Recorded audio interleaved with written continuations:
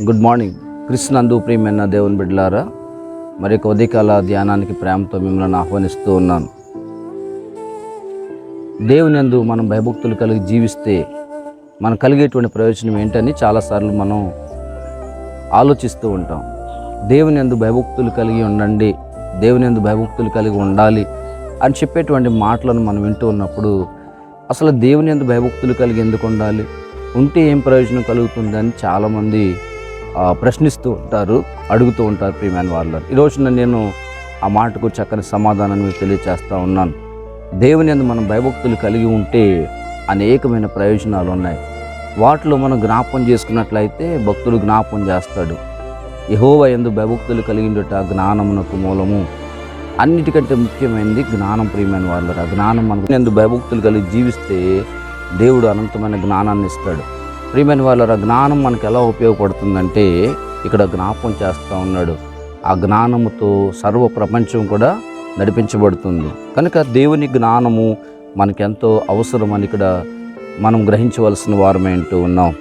రెండవది, నీవు భయభక్తులతో దేవుణ్ణి ఆరాధిస్తే దేవుడు నీకు ప్రతి అవసరత కూడా తీరుస్తాడు. ఆయన కనుదృష్టి నీపైన ఉంటుంది అని ఇక్కడ జ్ఞాపం చేస్తున్నాడు. మనం ఇంకా చూసినట్లయితే దేవుని యందు భయభక్తులు కలిగి ఉంటే ఆయన దూత నీకు కావలిగా ఉంటుంది. ఆయన దూత నీకు కావలిగా ఉండి నీ ప్రయాణములలో నీ యొక్క ప్రతి అవసరతలో కూడా నీకు తోడుగా ఉంటుందని జ్ఞాపకం చేయించు ఉన్నాడు. మూడవదిగా మనం చూసినట్లయితే కనుక మనము దేవుని యందు భయభక్తులు కలిగి జీవిస్తే ఆయన నీ కోరిక నెరవేరుస్తాడు. ప్రియమైన వాళ్ళరా, కనుక 149వ కీర్తనలో జ్ఞాపకం చేస్తాడు, ఆయన యందు భయభక్తులు గల వారి కోరిక ఆయన నెరవేర్చును అంటాడు. కనుక మనము ఆయన యందు భయభక్తులు కలిగి ఉంటే మన కోరికలన్నీ నెరవేర్చబడతాయి. మనం అనుకున్నటువంటి వాటిని మనం సాధించగలుగుతాం. ఆయన ఇంకా చెప్తాడు, నీ కార్యం నెరవేర్చేటువంటి వాడుగా ఉన్నాడు. నాలుగవది, పర సంబంధమైన జ్ఞానం కూడా లభిస్తుంది.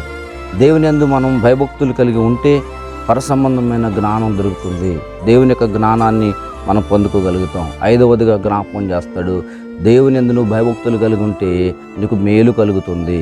128వ దావీదు కీర్తనలో మనం చదువుకుంటాం, యెహోవా యందు భయభక్తులు కలిగి ఆయన త్రోవల యందు నడిచి వారందరూ ధన్యులు అని చెప్పి నీకు మేలు కలుగును అని జ్ఞాపకం చేస్తాడు. క్రీస్తునందు ప్రియ దేవుని బిడ్డలారా, ఈ రోజున మనం దేవుని యందు భయభక్తులు కలిగి ఉన్నట్లయితే మన కుటుంబంలో, మన యొక్క అనుదిన జీవితంలో ప్రతి దానిలో కూడా దేవుడు మనకు విజయాన్ని కలుగు చేస్తాడు. అనంతమైన ఆయన జ్ఞానం ఇస్తాడు. కృప పరిశుద్ధాత్మ దేవుడు మనందరికీ అనుగ్రహించును గాక. ఆమేన్. ప్రార్థన చేసుకుందాం. తలలో వంచి కళ్ళు మూసుకుందాం. పరిశుద్ధుడా, ప్రేమ కలిగిన మా ప్రియ పరలోకపు తండ్రి, మీ ఘనమైన నామానికి వెళ్ళని స్తోత్రాలు చెల్లించుకుంటున్నాం.